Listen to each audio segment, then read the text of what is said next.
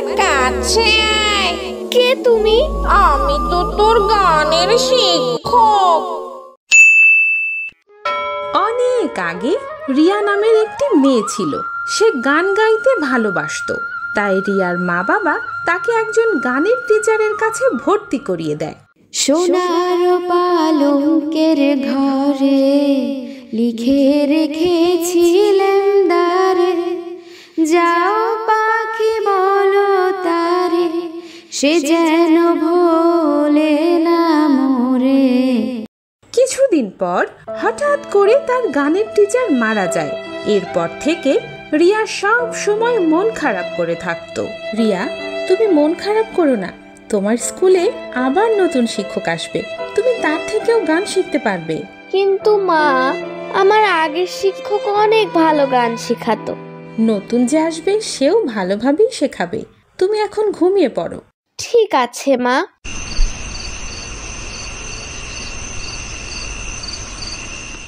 বকুলের মালা শুকাবে,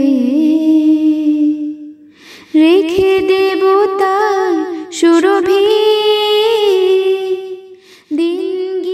আরে, এ তো আমার গানের টিচারের কণ্ঠ।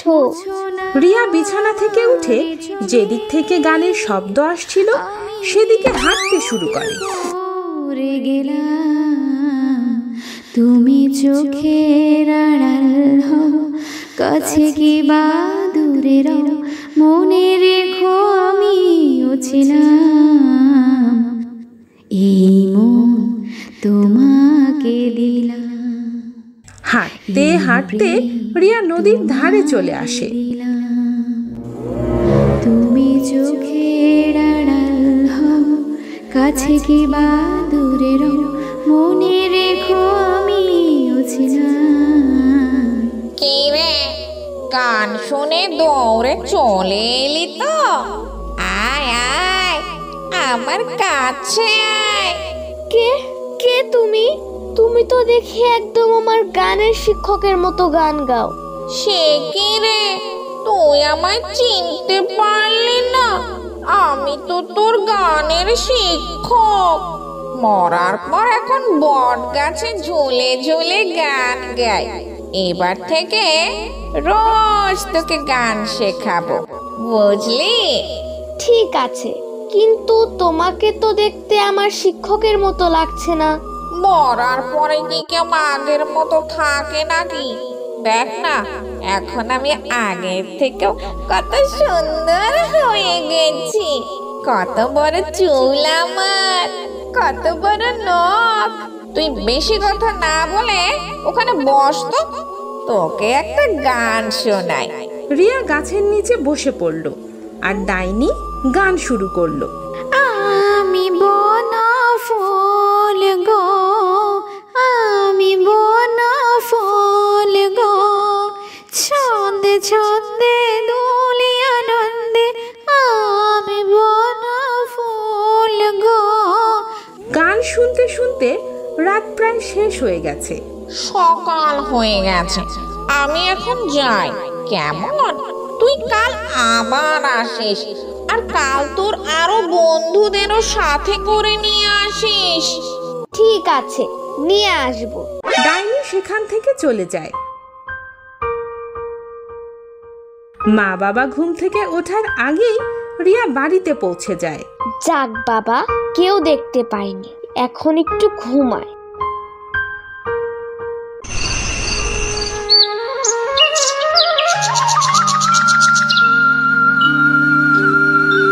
পরদিন রিয়া তার বন্ধুদের বলে সে গান শিখতে নদীর ধারে গিয়েছিল, কিন্তু বন্ধুরা তার কথা বিশ্বাস করতে চায় না। আমি সত্যি বলছি, কাল রাতে নদীর ধারে বসে আমাদের গানের টিচার আমাকে গান শিখিয়েছিল। মিথ্যে কেন বলছিস? সে কি মরার পরে ভূত হয়ে এসেছে তোকে গান শেখাতে? আমি সত্যি বলছি, বিশ্বাস না হলে তোরা আজ রাতে আমার সাথে গিয়ে দেখে আসবি। ঠিক আছে, তাহলে আজকে মধ্যরাতে আমরা 3 জন মিলে নদীর ধারে যাব।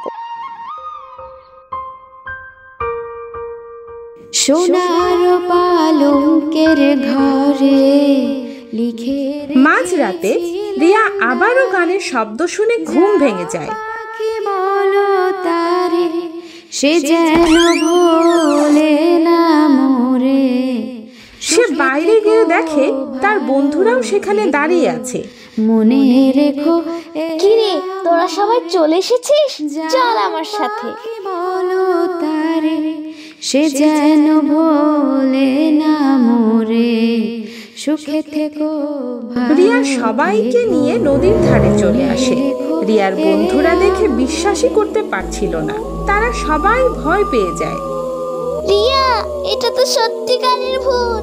ভূত কিরে হতচ্ছাড়া, আমি তোদের গানের শিক্ষক। চুপ করে ওখানে বস, তোদের এখন গান শেখাবো। আমি বনা ফুল গো, আমি বনা ফুল গো, ছন্দে ছন্দে দুলি আনন্দে আমি বনা ফুল গো। সবাই ভয়ে কাঁপতে থাকে। রিয়ার মতো বাকি সবাইকেও ডাইনি তার বশে নিয়ে আসে। সবার চোখ লাল হয়ে যায়। সকাল হয়ে গেছে, কাল তোরা আবার আসবি। কাল তোদের সবাইকে ভুরি ভোজন করাবো। এরপর ডাইনি সেখান থেকে চলে যায়। বাকি সবাই তাদের বাড়িতে চলে আসে। পরদিন রাতে রিয়া বাড়ি থেকে বের হতে নিলে তার মা বাবা টের পেয়ে যায়। রিয়া, কোথায় যাচ্ছিস এত রাতে? রিয়া কোনো কথা বলে না, তার ইচ্ছে মতো হাঁটতে থাকে। রিয়ার মা বাবাও তার পেছন পেছন হাঁটে। রিয়া দাঁড়া, এত রাতে কোথায় যাচ্ছিস? রিয়ার পিছু নিয়ে তারাও নদীর ধারে পৌঁছে যায়। সেখানে গিয়ে ডাইনিকে এবং আরও কিছু বাচ্চাকে দেখতে পায়। ডাইনিকে দেখে রিয়ার মা বাবা ভয় পেয়ে যায়। তারা একটি গাছের আড়ালে দাঁড়িয়ে দেখতে থাকে। বলেছিলাম না তোদের আজ ভুরি ভোজন করাবো। দাঁড়া, দাঁড়া। এই নে, মাছগুলো খেয়ে নে, সবাই খা, পেট ভরে খা। খা খা, ভালো করে খা। তোদের যদি আমি এক সপ্তাহ এভাবে কাঁচা মাছ খাওয়াতে পারি, তবে তোরাও আমার মতো ডাইনি হয়ে যাবে। তারপর আমরা সবাই মিলে মনের সুখে গান করব, তখন অনেক মজা হবে।